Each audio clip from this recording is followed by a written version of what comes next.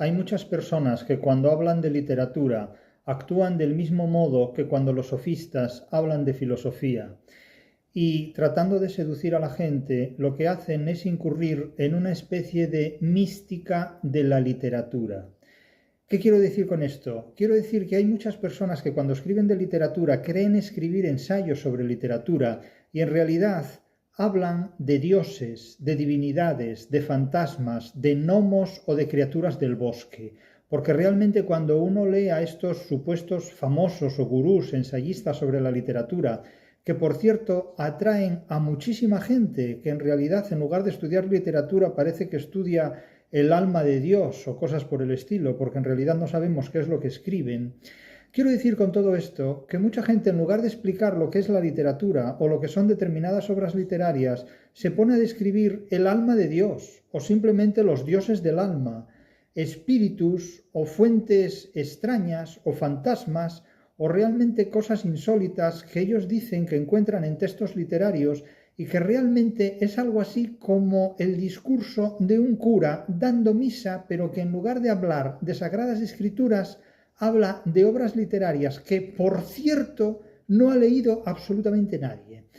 A mí me sorprende muchísimo cómo puede haber gente que diciendo que estudia literatura y que además forma parte de la historia de la literatura española, no sea capaz de decir absolutamente nada original ni sobre el Quijote, ni sobre la vasta obra literaria de Quevedo, ni sobre la amplísima obra literaria de un Calderón de la Barca, o incluso sobre la minúscula obra literaria de un Garcilaso de la Vega. Me parece realmente sorprendente cómo la gente, en lugar de enfrentarse a los grandes autores, se entretiene rezando el rosario de místicos literarios que no hacen más que tocar la flauta para entretener a los ratones arrastrados por un músico que en realidad es un auténtico sofista cuando habla de la literatura. La mayor parte de la gente que dice estudiar literatura pierde el tiempo leyendo a gurús que escriben sobre literatura engañándolos a todos ellos. Miren, yo les propongo con toda franqueza que lean Los secretos más desafortunados de la literatura,